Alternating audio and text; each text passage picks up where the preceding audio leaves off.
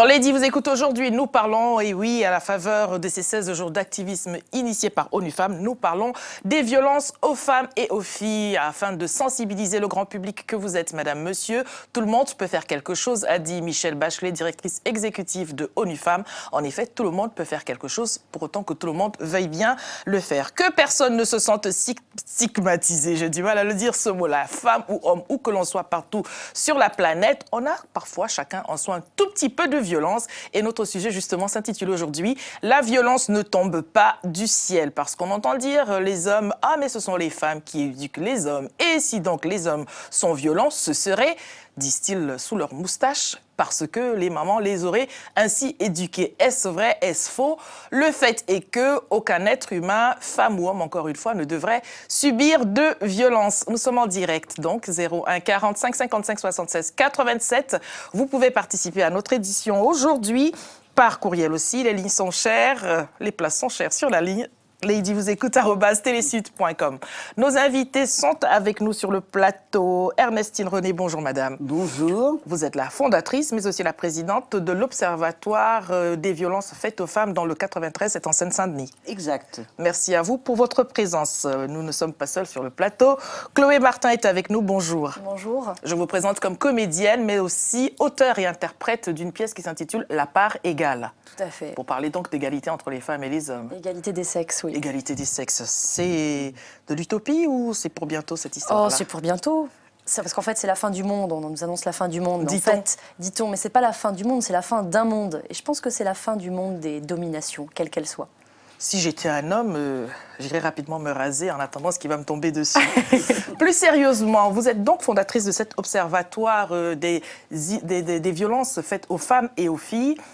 Qu'observez-vous depuis le temps? Qu'avez-vous constaté aujourd'hui?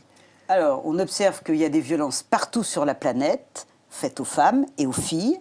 Et on observe en même temps que partout, les femmes et les filles résistent et trouvent des idées pour faire reculer les violences faites aux femmes. Et aussi qu'un certain nombre d'hommes, bien sûr, les accompagnent dans cette lutte contre les violences faites aux femmes. Est-ce que vous êtes optimiste sur l'avenir de tout cela? Oui, je suis optimiste parce que je pense qu'on parle de plus en plus des violences faites aux femmes. Donc ça, c'est très positif. Évidemment, quand on en parle plus, il y a plus de femmes qui le dénoncent, il y a plus de professionnels qui entendent. Et du coup, on peut trouver des solutions pour que ces violences reculent. Pourquoi avez-vous choisi, Chloé Martin, de travailler sur la part égale, de le mettre en scène, de le jouer? Qu'est-ce qui vous a motivé? Mais justement, c'est être témoin de toutes ces injustices de par le monde qui existent, le fait qu'on ait un sexe fendu ou qu'on ait un sexe visible, tendu. Un peu plus tendu, merci. Faire des rimes.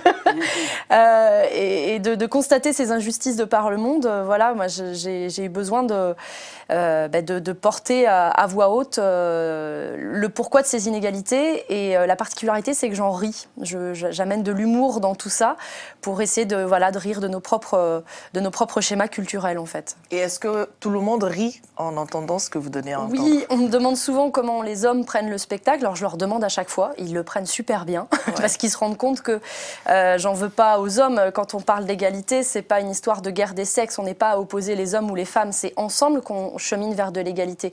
Parce que le sexisme, il fait du mal autant aux femmes, autant qu'aux hommes. Donc c'est à œuvrer ensemble. Et donc dans le spectacle, moi ce que j'attaque, c'est la bêtise. Et la bêtise, elle est humaine. Elle n'est pas sexuée, elle est humaine. Donc les femmes ne sont pas en reste? Non, voilà, tout le monde en prend pour son grade, donc les hommes font ouf, c'est bon, c'est pas que pour, voilà, on n'en prend pas plein la figure. Ce n'est pas contre, voilà, c'est ensemble se rendre compte de là où on en est et comment on peut avancer ensemble. Nous allons prendre notre première téléspectatrice, vous êtes Avance, bonjour. Oui, bonjour Lady, bonjour aux invités. Bonjour. Bonjour. J'ai pas encore eu l'occasion de me prononcer sur le thème, là, sur la violence. Oui. Donc, écoutez, moi j'estime que, bon, je vais parler du milieu que je connais, le milieu africain. Oui. En fait, je pense que si les hommes africains battent leurs femmes, c'est parce qu'ils pensent qu'en fait, ils ont la légitimité pour le faire et ensuite la bénédiction du bon Dieu. Donc, en partant de cette logique-là, ça sera très difficile de leur faire entendre raison, ça sera très difficile de leur faire entendre autre chose. Moi, j'aimerais qu'on apprenne aussi des cours d'autodéfense aux femmes, parce que quand on a un petit bout de femme, on n'a pas les outils pour se défendre contre des hommes. L'agression, elle n'est pas simplement physique, elle est aussi verbale. On se défend comme on peut, on se défend avec les armes qu'on a, mais je veux dire, c'est extrêmement difficile. Il faut aussi leur apprendre à communiquer et à dire qu'il y a une autre manière de s'exprimer que par la violence. Elle ne résoudra rien, ils vont tout droit dans le mur. Et quand je pense qu'il y en a qui vont jusqu'à pousser le vice à frapper des femmes enceintes, là, je vous dis, moi, les bras m'en tombent. Parce qu'on ne sait pas ce qu'on peut leur dire pour leur faire entendre que la limite à ne pas franchir, c'est de lever la main sur une femme. On peut s'énerver, on peut même se rouler par terre si on en a envie, on peut se mettre dans tous ces états, mais jamais, au grand jamais, un homme ne doit lever la main sur une femme. Et moi, j'estime qu'on ne doit même pas les considérer comme des hommes, mais comme des sous-hommes. De la même manière qu'ils considèrent les femmes comme des sous-femmes, on doit aussi les considérer comme les sous-hommes. Moi, j'ai jamais été personnellement concernée, mais j'ai fait des formations où je me suis retrouvée avec des femmes battues, avec des femmes violées, avec des femmes excisées, et elles le disaient que malgré ce qu'elles subissent, elles veulent quand même rester au foyer, parce qu'une femme africaine qui quitte le foyer comme ça ne se fait pas. Le quand dira-t-on, elles ont ensuite peur des représailles, qu'ils les retrouvent et que ça soit encore pire. Donc c'est très difficile. Et moi, j'aimerais que toutes les associations, toutes les ONG qui s'occupent de cette violence fassent aussi du cas par cas. Parce que je ne voudrais pas qu'on traite toujours cette façon de manière globale, mais faire du sur-mesure presque, et de voir les solutions les mieux adaptées à chaque personne, parce que chaque femme est différente, chaque femme a sa manière de voir les problèmes, et je pense que c'est de cette manière-là qu'on pourra résoudre la chose. Voilà, merci Lydie. Merci à vous pour votre apport au cœur de cette émission. Je rappelle que nous sommes toujours en plein dans ces 16 jours de campagne. C'est une initiative de l'agence ONU Femmes et nous sommes là en partenariat notamment avec ONU Femmes, le bureau régional. C'est en Afrique de l'Ouest pour faire écho à l'aspect, en tout cas africain de la question et en rappelant, ainsi que le dit la téléspectatrice, la violence n'a pas de frontières. Elle est malheureusement de partout. Je parlais de stigmatisation tout à l'heure, il est ainsi fait que chacun se sent tout de suite concerné et voudrait tant verser dans la question raciale alors que nous sommes là dans la question du sexisme où toutes les femmes et tous les hommes ont voix au chapitre, enfin devraient avoir voix au chapitre, la question des frontières n'a pas sa place. Je voudrais donc vous laisser réagir à ce que nous dit Madame. Je rappelle que vous êtes la fondatrice mais aussi la présidente de l'Observatoire des violences faites aux femmes. Qu'avez-vous constaté? C'était ma question initialement et en écho à ce que nous dit Madame au téléphone, quelle est votre réaction? La première, bon, je remercie la dame parce que je pense qu'elle fait une analyse très intéressante des violences. Je crois que la première chose, c'est la loi. Quelle loi on pose dans les différents pays par rapport à la violence? Parce que ce qui va aider les hommes, les femmes, les enfants à se repérer, c'est quelle loi on a. Donc, est-ce qu'on a une grande tolérance sociale à la violence faite aux femmes ou est-ce qu'au contraire, on considère que ça fait du mal à tout le monde, bien sûr d'abord à la femme, mais aussi à l'enfant qui est co-victime et qui assiste à ces violences, même s'il n'est pas dans la pièce, il a quand même dans la tête les oreilles et le cœur, il voit bien qu'il se passe quelque chose. Et puis, ça fait aussi du mal, bien sûr, aux hommes qui sont violents, parce que être violent n'est pas très agréable dans la vie. On voit bien que ça ne fait pas non plus du bien à la personne. Donc la première question, c'est la loi. Poser la loi clairement. Et deuxième question, bien sûr, tout de suite avec ça, c'est la justice. Comment la justice suit les lois qui existent? L'application des lois reste, sur toute la planète, un problème. Donc, il y a un vrai travail à faire de conscientisation de à quel point les violences faites aux femmes sont dangereuses pour les personnes. Deuxième chose dans ce que dit la dame, que j'entends, c'est comment protéger. Parce que dans ce qu'elle dit, c'est si je veux partir, comment je pars et comment je peux être protégée. Donc là, il y a un vrai problème. Donc en France, on a fait progresser les lois. Il y a d'autres pays sur la planète où les lois progressent. On avait le 22 novembre une brésilienne. Donc il y a plein d'endroits où les lois progressent. et où l'idée de protéger les femmes victimes avance. Des lieux d'hébergement, donc on sait qu'au Mali, il existe maintenant à Bamako des lieux d'hébergement, donc il y a des choses qui avancent. Deuxième chose. Et la troisième, qu'elle donne très bien, c'est comment on prévient, donc comment on éduque hommes, femmes et quand même la société, c'est-à-dire l'école. Le lieu d'éducation est l'école, très important, et puis chacun dans sa vie, ce que vous disiez au départ, comment on fait. C'est pour ça que ce que vient de dire Chloé sur le sexisme ordinaire, on va dire, eh bien c'est très important parce que c'est ce qui va fonder. Si j'ai le droit d'être dans l'inégalité entre les hommes et les femmes, sans doute j'ai aussi le droit d'insulter, de battre et de faire mal à ma femme. Donc tout ça fonctionne ensemble, une véritable politique publique, c'est ce que nous avons mis en place en Seine-Saint-Denis, c'est bien sûr de la répression, de la protection, très important, et enfin bien sûr l'éducation. L'éducation, donc la prévention, la sensibilisation et l'action que vous menez participe aussi de cela. Parce qu'au-delà du côté divertissant d'un spectacle, les gens n'y vont pas que pour voir ce qui est drôle. Très certainement, ils se sentent concernés. Est-ce que c'est un public fait seulement de militants et de militantes ? Alors il y a les deux entrées parce que le spectacle, je le joue justement en milieu scolaire, Oui. avec les lycéens pour justement avoir des débats à la suite parce que comme vraiment je casse les tabous avec les mots, j'y vais vraiment et du coup le débat est très vite riche et très vite en profondeur sur les thématiques vraiment en lien avec les sexualités aussi, donc on y va concrètement. Et après moi j'ai aussi une action en théâtre forum, j'en ai mené d'ailleurs 2 fois au Togo, justement pour ces prises de conscience de comment culturellement on se construit en tant qu'homme et en tant que femme. Parce que ce que j'avais envie de répondre à cette auditrice, c'est qu'elle parle d'autodéfense, mais avant même d'avoir une histoire d'autodéfense physique, et pourquoi pas, ça peut être intéressant, mais c'est déjà avoir une autodéfense dans les mots, de pouvoir dire non, là, t'as pas le droit de me parler comme ça. Et c'est pas parce que je suis une femme que tu me parles comme ça. On est humains tous deux. Donc, t'as pas à me parler comme ça. C'est déjà arriver à avoir une autodéfense rien que dans les mots déjà, de pouvoir construire ça, de pouvoir libérer sa propre parole et de pouvoir voilà déjà poser les cadres, de dire non. Parce que souvent on voit que au moment où on en arrive au coup, il y a déjà eu plusieurs années de violence psychologique avant, d'emprise de l'autre, qui dit tu m'appartiens, qui dénigre la personne ou qui peut lui dire mais non tu fais ça tu le fais jamais comme il faut, t'es bonne à rien. On humilie la personne, on la détruit et du coup elle perd ses forces. Donc même si elle sait se défendre physiquement, ça vient aussi par la parole. Alors justement, parlons de la parole. Il est bien récurrent d'une société à une autre qu'il n'est pas de bon ton, veut-on dire, que les femmes prennent la parole. Car quand elles la prennent, on dit elles ont la langue bien pendue. Et certains hommes nous disent, même des fois ici sur ce plateau, savez-vous, quand on dit un mot, elle en a déjà dit 50. Alors justement, comment réguler les choses par la parole quand justement la parole serait ce par quoi le coup arrive? Comment la réguler, je ne sais pas. C'est déjà réussir à équilibrer le fait qu'on est être humain avant d'être homme ou femme. Donc de pouvoir déjà se parler de manière égale, quoi.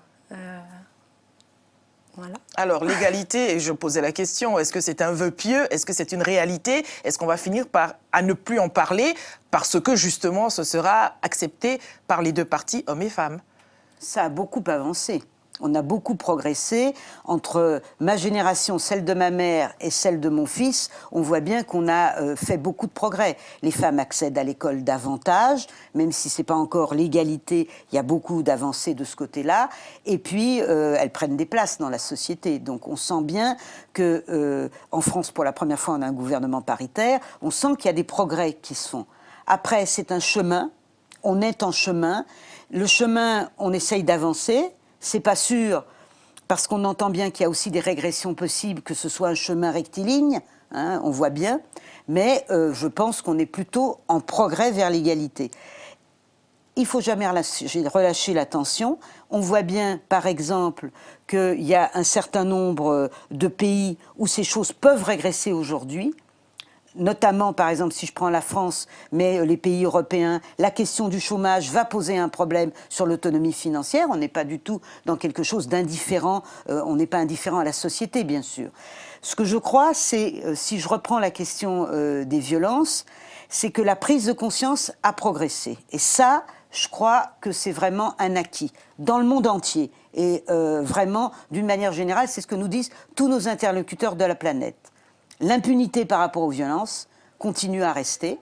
Et je crois qu'on n'a pas encore compris qu'il y a beaucoup de femmes qui risquent de mourir de ça, ou en tout cas de rester infirmes, d'avoir de graves séquelles, et que leurs enfants sont également victimes. Parce que si on travaille sur la question des enfants, et je crois qu'il faut vraiment le faire, il faut se dire que le fait d'avoir été victime de violences dans le couple en tant qu'enfant va avoir des conséquences sur la façon dont je vais me construire en tant qu'être humain, homme ou femme.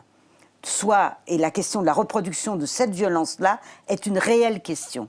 Donc si on veut que ça s'arrête, il faut que les mamans prennent conscience que c'est très mauvais pour leurs enfants, et donc qu'on les accompagne vers la séparation, et que les papas aussi prennent conscience que c'est très mauvais pour leurs enfants. Et que donc la société qu'on veut construire, si on veut que ça s'arrête, ça suppose que les violences s'arrêtent. Et donc les violences dans le couple sont un des nœuds. On parle beaucoup de violence. Ben, c'est un des nœuds de la violence. Si on veut que ça s'arrête dans la société, il faut vraiment arrêter les violences dans le couple. Et rien ne justifie que l'on soit violent en l'endroit d'une femme. Elle est trop grande, elle est trop grosse, elle est trop bête, elle est trop ci, elle est trop blonde. Non. Monsieur à Toulouse, vous avez la parole. Bonjour. Oui, bonjour Lily. Je suis très heureux aujourd'hui de voir que le débat a été, disons, bien centralisé. Parce que lorsque j'appelais hier, les gens pensent que, en fait, que j'étais un peu contre votre façon contre le débat fait par rapport aux violences faites aux femmes. Ce que je suis en train de dire, c'est que il y a un certain nombre d'interlocuteurs qui, lorsqu'ils appellent, surtout nos sœurs africaines, laissent entendre sur vos antennes que la violence faite aux femmes en général, en fait, c'était un problème typiquement africain. C'est la raison pour laquelle moi j'ai réagi un peu dur pour dire que la violence est un problème universel. Nous sommes bien d'accord. Donc, si un homme est violent, c'est pas un problème de coutume ou de tradition. C'est un problème tout simplement d'un mec qui est idiot, qui est stupide. Tout simplement. Voilà pourquoi hier j'ai un peu réagi un peu dur. Même, vous avez reçu même un courrier de moi un peu plus tard, vous avez arrêté l'émission. J'ai envoyé un courrier. Moi, je suis contre la violence, mais je ne veux pas quand nos sœurs africaines les appellent, quand elles appellent, qu'elles disent toujours que la violence vit avec l'homme africain. L'homme africain n'est pas forcément violent. La violence, elle est universelle. On trouve des blancs violents, les blancs qui sont violents, on trouve les africains qui sont violents. Donc, si on a la malchance de tomber sur un mec qui est violent, qui est stupide, qui ne comprend rien, qui ne comprend pas que la femme est la mère de l'humanité, la femme, c'est un bébé qu'il faut caresser, toujours dans le sens du poil, ben, ça n'a rien à voir avec la coutume. Nos coutumes, il faut les préserver. Et puis, il faut juste un peu les corriger. Mais ça n'a rien à voir que la violence, dans la coutume africaine, la violence, elle est universelle. Donc, un homme doit respecter sa femme comme il respecte sa mère. Et un homme doit prendre sa femme comme sa mère. C'est voilà ce que je voulais dire pour aujourd'hui. Merci pour votre participation. Alors, en effet, nous sommes bien d'accord sur cet aspect-là. La violence, elle est universelle. C'est même un lieu commun que de vouloir revenir dessus. Cela étant, chacune en parle de là où elle est et de comment elle vit les choses. Il est vrai que la brésilienne nous dira cela vu du Brésil et l'africaine, ma foi, vue d'Afrique. Et donc, par ricochet, en effet, miroir par rapport à ce compagnon potentiel qui est le sien. Et bien évidemment, la franco-française nous dira Dupont jusque-là. Je pense que c'est lié aussi, les violences faites aux femmes, au statut de la femme dans le pays. Bien sûr, c'est pas loin, c'est vraiment pas qu'en Afrique, le monsieur a tout à fait raison. Si je prends le Pakistan, 80% des femmes victimes de violences au Pakistan. Ça veut dire 8 sur 10. En France, les statistiques disent 1 sur 10. Je n'ai pas les statistiques en Afrique, mais on voit bien que selon le statut de la femme dans la société, ça a à voir aussi avec le statut de la femme dans la société. Et on sait que les femmes africaines luttent aussi pour leur statut, pour avoir l'égalité, etc. Donc ça, c'est la première chose. Monsieur parle des traditions. Je pense qu'il y a des traditions qui sont bonnes et d'autres mauvaises. Et moi, quand je suis allée au Burkina Faso, j'ai entendu pour la première fois les femmes africaines parler de pratiques traditionnelles néfastes. Et moi, ça m'a beaucoup plu. C'est donc une expression que j'ai reprise en France. Je pense qu'il y a des pratiques traditionnelles qui sont bonnes, et puis d'autres qui ne sont pas bonnes, et qu'il faut bien sûr faire reculer. Monsieur à Bordeaux, bonjour. Bonjour madame. Je suis monsieur Nitidem. J'appelle effectivement pour réagir à votre émission de violence sur les faites aux femmes. Oui. Alors, je voulais juste dire que je pense que la violence faite aux femmes, elle est, en fait, vue du côté africain, hein, parce que je suis africain, oui. Elle est un peu culturelle. Et en Afrique, généralement, les femmes sont un peu trop chosifiées. Mais par contre, je pense qu'en Europe aussi, elle existe, la violence faite aux femmes.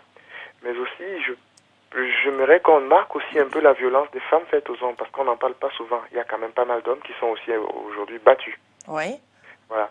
Alors, je ne sais pas si dans le cadre de votre émission, en fait, je tombe juste sur l'émission, vous parlez vraiment des hommes qui sont battus, j'en connais pas mal.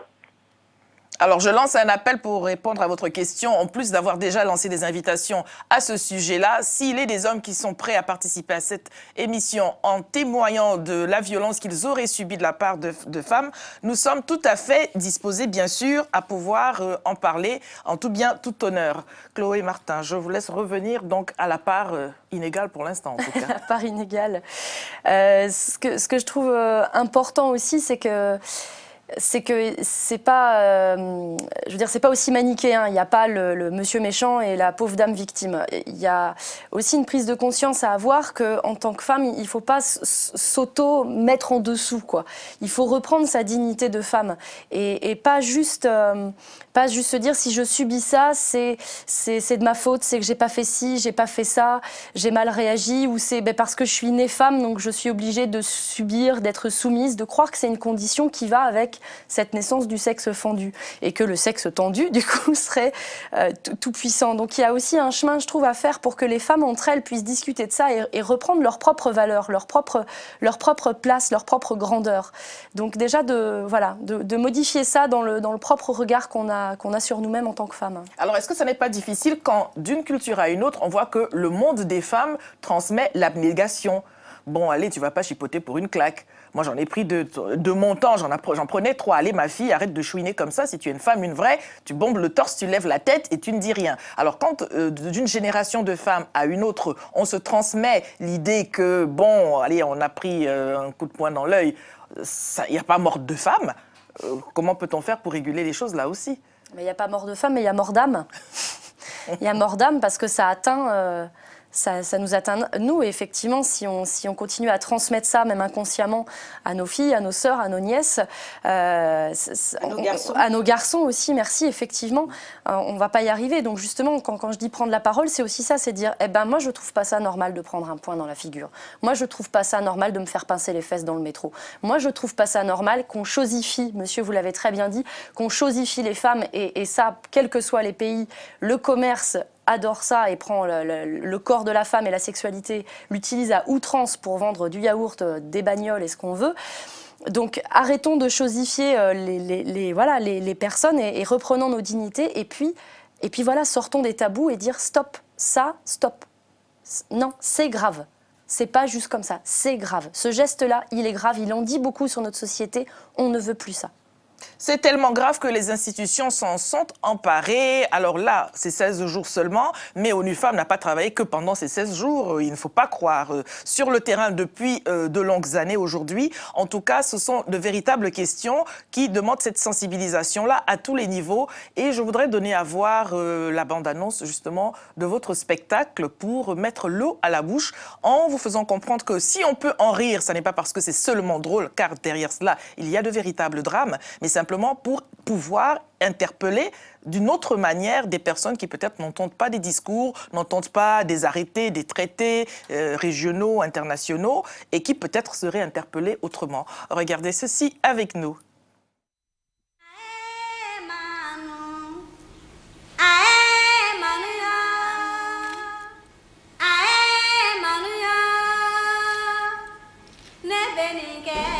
Le mariage forcé, ça n'est pas propre à nos cultures. C'est une pratique qu'on va trouver sous de nombreuses latitudes.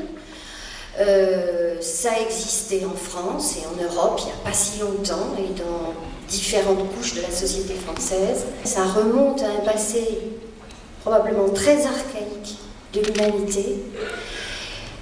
Et ça peut changer, ça doit changer, ça a changé dans un certain nombre de sociétés où les femmes ont pris en main leur destin elles-mêmes et se sont bagarrées contre les mariages forcés. Et faire disparaître les mariages forcés, évidemment, c'est essentiel pour la condition des femmes. Mais c'est très important aussi pour les hommes, c'est un progrès pour l'ensemble des sociétés concernées. Bonjour, bonjour. Bonjour, Carlos, ça va? Ça va? Tu vas bien? Ça va, alhamdoulilah. Ça va la maison? Ça va, ça va, ça va. Prends place. Tiens, monsieur. Non, c'est un passage. Non, prends place. Ah bon, ça fait un peu longtemps. Eh, Khalilou. Allez, tiens, ça va. Abba, ça va bien? Abba, ça va bien? Ça va, ça va, ça va. Yélé. Oui? Où elle est, Binta? Binta, elle est partie à l'école. Ah, l'école. Oui, elle allait étudier. Bon, c'est terminé pour ça, l'école. Et pourquoi? Je lui ai donné un mariage. Comment oses-tu donner ma fille en mariage sans me consulter? Mais en quoi ça te regarde? Elle a le droit de se marier avec qui elle veut. C'est que moi, j'ai proposé la ce qu'elle veut. Est-ce que vous lui avez demandé? Est-ce que tu lui as demandé? Pourquoi lui demander? C'est moi qui l'ai mis dans la malle. Vous êtes pas dans sa tête. Mais attends, toi, tu as oublié la façon dont tu as marié ta femme.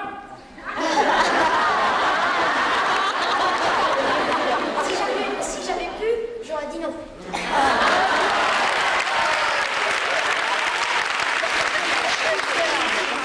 Mais Khalilou, faut pas exagérer la chose. Mais, toi, si vous voulez la vérité, c'est que j'ai proposé, il faut laisser comme ça. C'est mieux. Et pourquoi c'est mieux? Explique. Parce que c'est notre coutume. Mais une coutume, ça peut être changé. Ça peut changer, mais ça n'a pas changé pour le moment. La loi Malem s'est exprimée sur ça. Je vais vous en parler, mais à travers un bidou. Oui, Adama, tu as raison. Voilà. Au Mali, les mariages forcés sont interdits.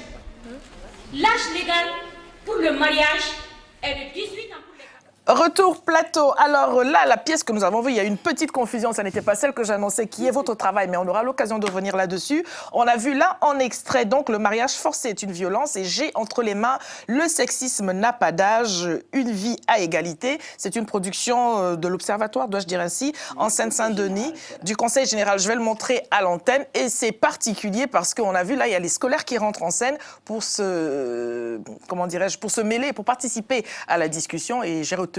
Mais ce mari-là, on ne lui a pas demandé à la dame si elle voulait bien l'avoir. Absolument.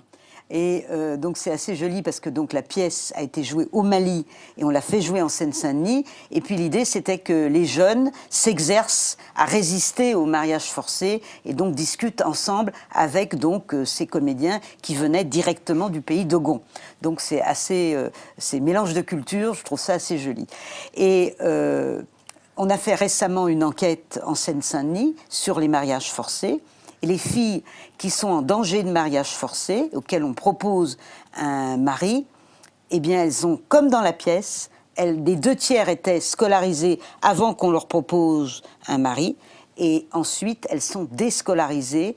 Et en tout cas, même si elles continuent à rester scolarisées pour un tout petit peu d'entre elles, elles baissent leur niveau scolaire, elles font de l'absentéisme, etc. C'est-à-dire que le mariage forcé, comme au Mali, a ici aussi comme conséquence la déscolarisation.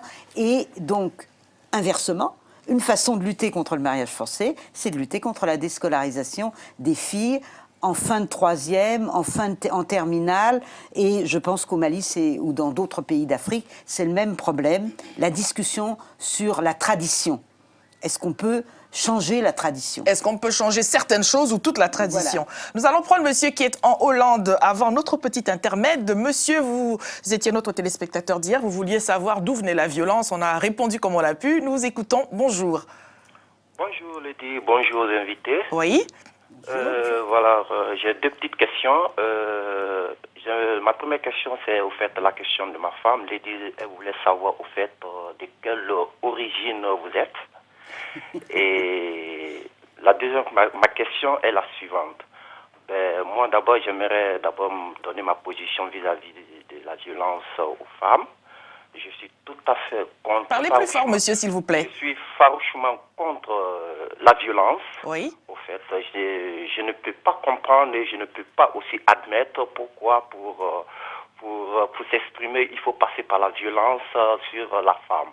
Au fait, j'ai décidé cela depuis que j'ai vécu tout petit mon père qui violentait ma femme. Et donc, à partir de ce moment, j'ai pris la décision, moi, de ne pas faire la violence à une femme en général. Mais ma question est la suivante. Au fait, le monde, depuis jadis, l'inégalité a toujours existé entre l'homme et la femme. Aujourd'hui, nous sommes en train de nous battons pour mettre cette égalité entre ces deux sexes. Bon, il y a même des extrêmes, des femmes qui demandent être à la direction du monde, diriger le monde. Je suis tout à fait d'accord. Et quelle est votre question, monsieur?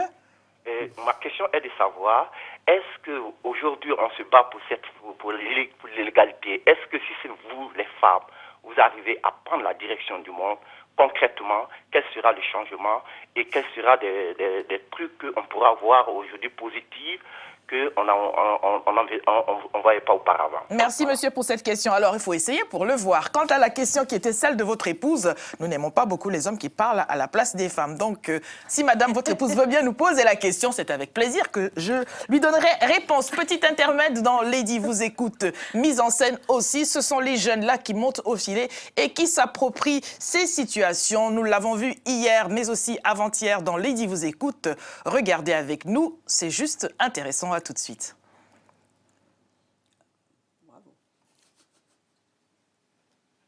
Est-ce qu'elle va m'entendre?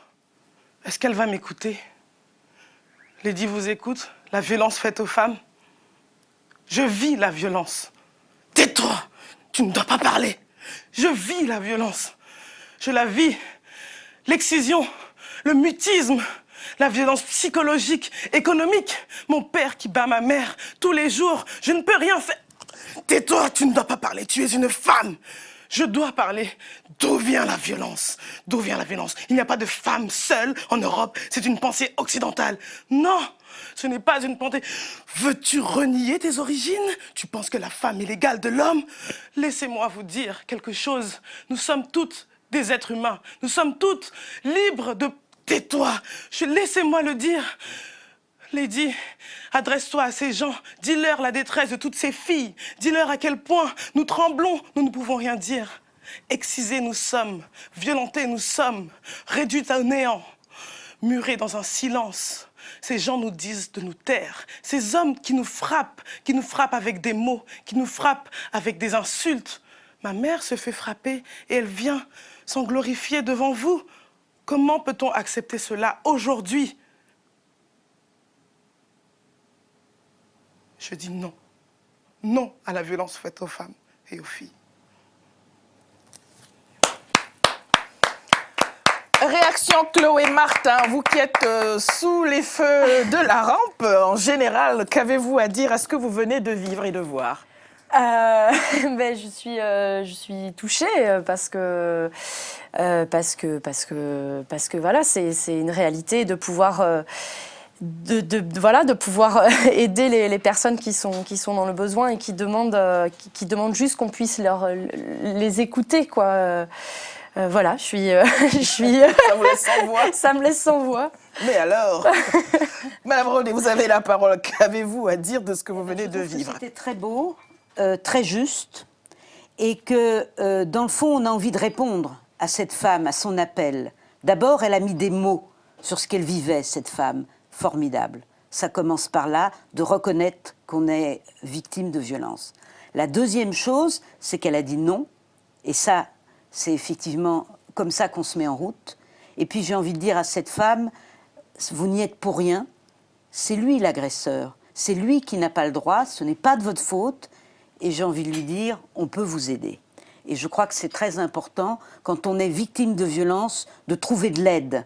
Et donc, il faut trouver des personnes qui peuvent nous aider. Et c'est tout le travail que font les services, les associations. Ça, c'est très, très important. Donc, je dis à cette dame, cherchez de l'aide, vous allez en trouver et vous allez pouvoir sortir de la violence maintenant que vous l'avez reconnue, que vous l'avez nommée.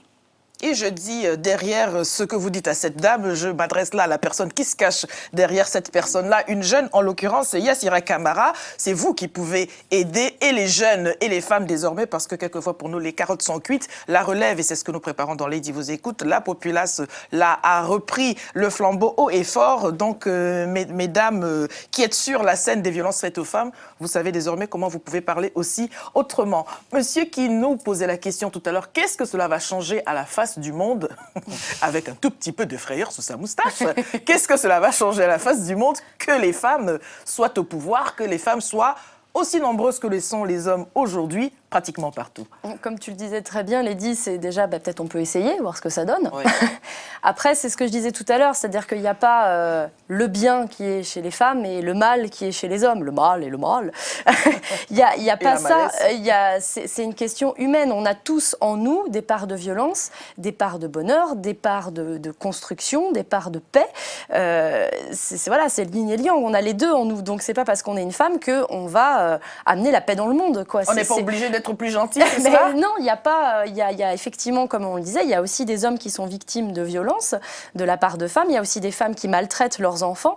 Je veux dire, on n'est pas des jolies petites poupées très sages qui vont amener la paix du monde dans des trucs cotonneux, roses, avec des paillettes. C'est se leurrer que de penser ça. Après, d'avoir une vraie... Qu'elles soient menées par des femmes, beau lapsus, qu'elles soient menées par des femmes ou par des hommes, l'important, c'est d'avoir une vraie politique et de pouvoir maintenir et de pouvoir faire établir une vraie justice pour lutter contre ces violences, qu'elles soient envers les hommes ou qu'elles soient envers les femmes. Il se trouve que de par le monde, c'est vraiment beaucoup plus les femmes qui en sont victimes, de plein de manières possibles. Donc voilà, qu'on soit des femmes ou des hommes à la tête des pays ou du monde, alors peut-être ils ont peur qu'on se venge. C'est une idée, hein, c'est une en idée, même temps. mais je crois que quand on se bat pour l'égalité, on n'est pas là pour redonner la monnaie de sa pièce. Non, moi je veux être avec des hommes chouettes, je veux être avec des femmes chouettes, qu'on avance ensemble. Donc il n'y a pas de peur de vengeance à avoir là-dessus.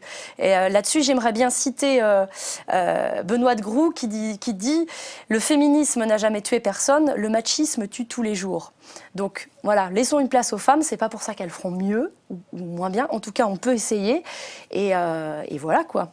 Peut-être que c'est la question de la domination qui finalement est au centre et on peut se dire que depuis des millénaires, c'est les hommes qui dominent les femmes dans la société, hein, et que la question de l'égalité, c'est faire reculer les dominations, la domination des hommes sur les femmes, la question des dominations des riches sur les pauvres, des pays du Nord, du Sud. Je pense que c'est les dominations qu'il faut faire reculer et peut-être que dans ce combat, hommes et femmes, on peut, dans la prise de conscience, avancer ensemble. Direction le fond de la calebasse électronique. Message de Mariam Thiam qui s'adresse à vous, mesdames. Je voudrais saluer Madame Ernestine René, femme battante engagée de près de 47 ans pour la défense des droits des femmes et quelles que soient leurs origines, nationalité, religion et autres appartenances. Voilà quelqu'un qui vous connaît. J'ai une question. Nous venons d'un quinquennat qui était placé sous le signe des luttes contre l'immigration et où les immigrés étaient considérés comme les responsables de tous les malheurs des Français de souche, comme si elle existait cette souche, nous dit-elle. Aujourd'hui, avec l'arrivée d'un gouvernement socialiste, nous espérons, nous qui sommes engagés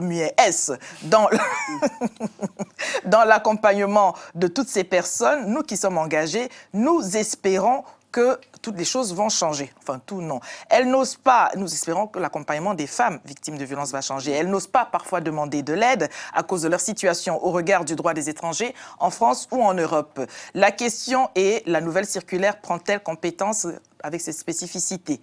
L'autre combat que Mme René, à travers son expérience de travail, surtout de terrain, s'oriente dans ces instances internationales que sont les Nations Unies à travers ONU Femmes, mais aussi le TPI, tribunal.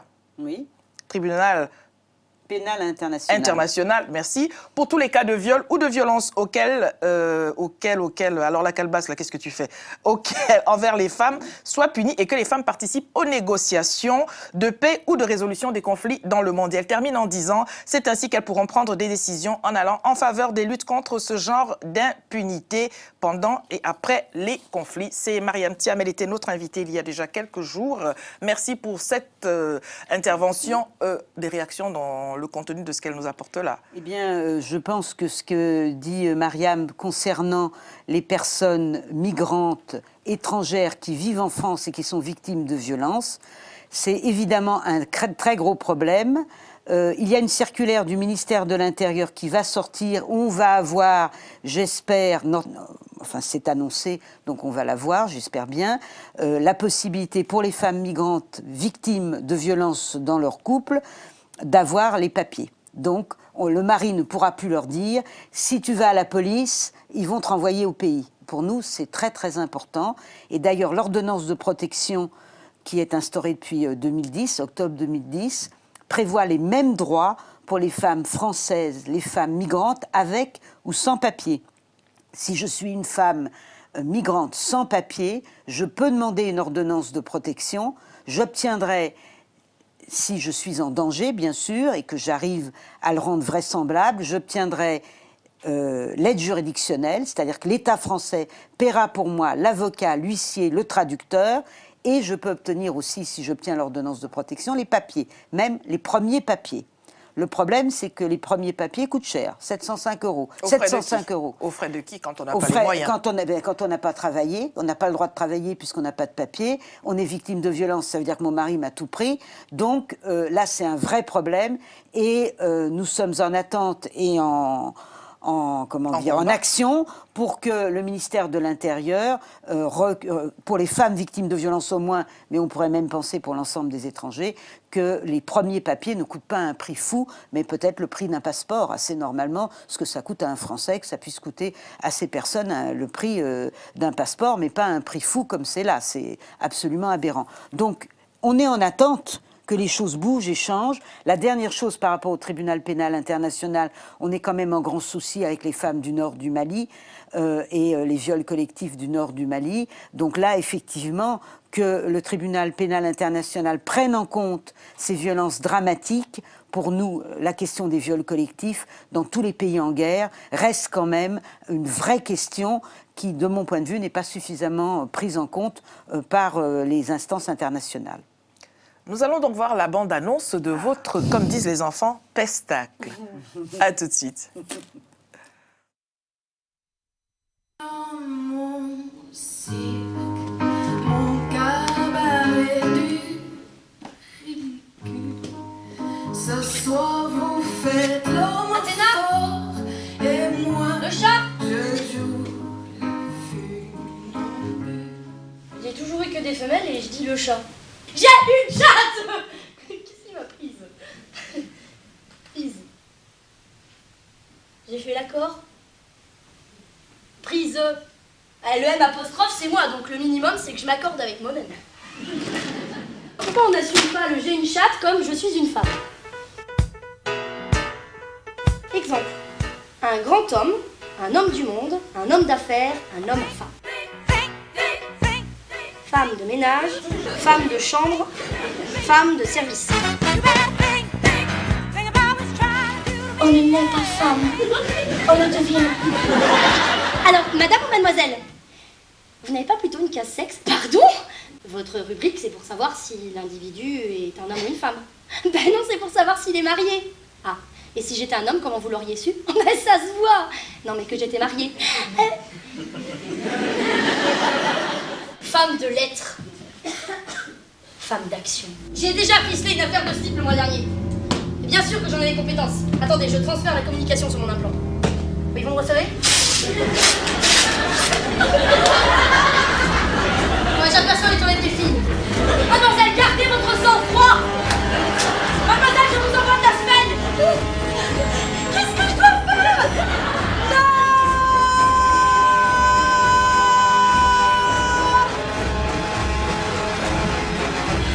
Athéna! Athéna? Allez, viens, ma belle. Qu'est-ce qu'il y a? Tu veux pas partir? On va pas rester là à attendre toute notre vie. C'est chiant d'attendre. Quand je pense qu'il y a des pays qui réclament un drap taché de sang le soir des noces, c'est con parce qu'on pourrait leur en fournir tous les mois s'ils voulaient. Un jour, mon prince viendra. Je suis rentrée! Un jour, il me dira... Y'a quoi à bouffer? à le droit avant d'arriver à la princesse. Je donne ma langue à la chatte. J'aime prendre plaisir à faire l'amour. Souvent. Je dois pas être normale. Ou alors j'ovule tout le temps. Ou alors je suis un homme. Ah non, je pisse pas debout, alors je suis une salope. Qui a dit ça? Vous avez dit que vous pensiez que les justiciables allaient contester l'impartialité d'un tribunal majoritairement féminin. Mais de quoi avez-vous peur, Dominique? Que madame la juge, elle ne tricote pas dans les audiences?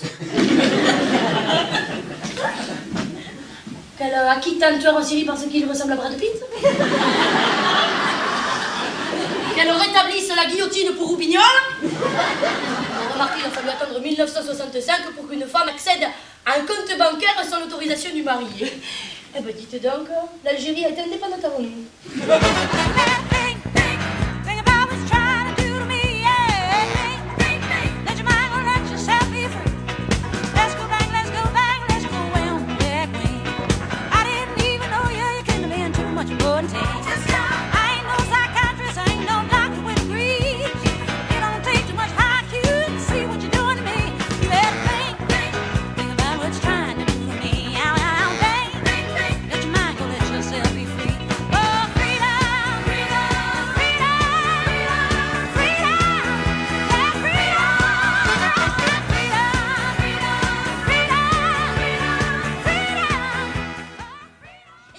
Freedom, c'est ce que réclament les femmes.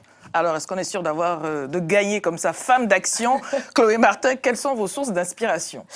Je suis militante au planning familial de Niort, donc dans les Deux-Sèvres, voilà. Et donc, les sources d'inspiration, ça a été justement d'intervenir en éducation à la sexualité dans les collèges, les lycées, les centres d'apprentis, et puis aussi en accueillant les femmes victimes de violences sur à des groupes de parole, justement pour avancer, pour se reconstruire, voir qu'on n'est pas toute seule à vivre ça, que c'est pas normal et qu'on avance. Et donc les sources d'inspiration, c'est aussi tout le travail qui a été fait avec l'espace Simone de Beauvoir à Nantes, où j'ai pu être rencontrer pas mal d'études sociologiques, et c'est ce qui, à un moment dans le spectacle, j'ai un bébé où je fais, voilà, mais qu'est-ce qu'il a ce petit garçon, hein? Qu'est-ce qu'il a ce petit garçon? Il fait une colère.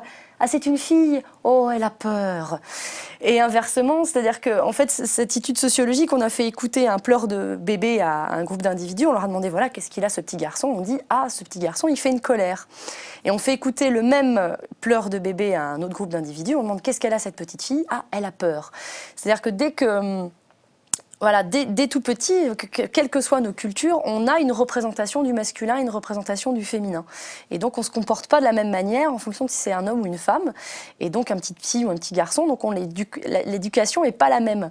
Et donc, voilà, c'est tout ça, ces sources d'inspiration de dire, mais non, ayons la même éducation, quoi. C'est pas parce que, voilà, on est physiologiquement pas tout à fait pareil qu'on n'a pas le droit, on n'a pas accès au même comportement, à la même éducation. Au Burkina Faso, excusez-moi de vous interrompre, parce qu'exactement de ce que vient de dire Chloé, il y a une étude qui a été faite au Burkina Faso avec les mamans qui portent les bébés dans le dos. Et on observe comment maman se comporte, selon qu'elle a un garçon, selon qu'elle a une fille. Si elle a une fille, quand bébé pleure, elle dit « Oh, elle a le temps, il faut qu'elle apprenne la patience », elle ne lui donne pas tout de suite le sein.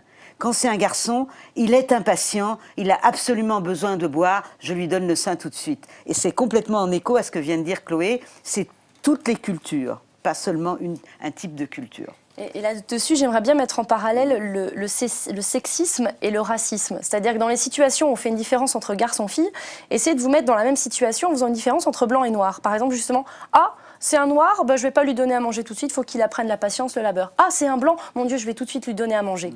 Qu'est-ce que ça donne, ça? Voilà, donc dans les situations qui marche la tête à l'envers. Et voilà, les dominations, qu'elles soient dans un sens ou dans l'autre, elles sont inégalitaires et difficiles. Donc, La violence ne tombe pas du ciel, c'était notre sujet aujourd'hui. Il faudrait faire un petit tour par les dictionnaires tout de même. C'est quoi le féminin de coureur? Une coureuse? Elle court juste comme lui pourtant, hein. Mais que déjà la connotation est malvenue. Alors, femme de ménage, femme de service, femme de chambre, il y a femme d'action, il y a femme d'affaires. Il faudrait tout simplement que le monde s'y fasse. Je voudrais vous demander le mot de la fin chacune, puisque le temps qui nous est imparti est échu. Alors que je montre à la caméra, le cœur n'est pas un genou que l'on peut plier. C'est un ouvrage qui dit qu'on ne peut pas forcer l'amour. Qu'auriez-vous adressé à nos téléspectateurs pour finir votre intervention sur ce plateau en une phrase, me dit-on? Eh bien, rapidement, moi je dirais que quand on est victime de violence, quand on connaît quelqu'un qui est victime de violence, eh bien, il ne faut pas rester avec cette violence, il faut en sortir. Et donc, il y a plein de possibilités, il faut les chercher, c'est pas toujours facile, mais ça peut exister. Ce qui est important, c'est de ne pas rester enfermé avec sa violence, mais d'essayer de trouver de l'aide. Chloé Martin. Et moi, ce que je voudrais dire, c'est que, messieurs, n'ayez pas peur que nous, les femmes, devenions libres. Voilà, il y a beaucoup à apprendre ensemble et vraiment, si on est libre, mais vous allez voir l'épanouissement que ça va être ensemble. Monsieur et mesdames, n'ayez pas peur que nous, les femmes, devenions libres, car la vérité est que nous le sommes déjà. Au revoir.